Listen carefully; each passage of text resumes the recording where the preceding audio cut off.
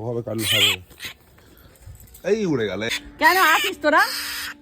সকাল সকাল ধরা পড়েছে এই পাখিটাও জালে ধরা পড়েছে। আমরা তো জামরুল বাঁচানোর জন্য দিয়েছি, এই পাখিটাও সকালে আগে ধরা পড়েছে, তাকে ছেড়ে দেওয়া হবে।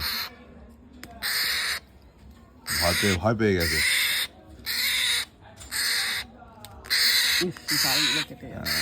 আর কাটেনি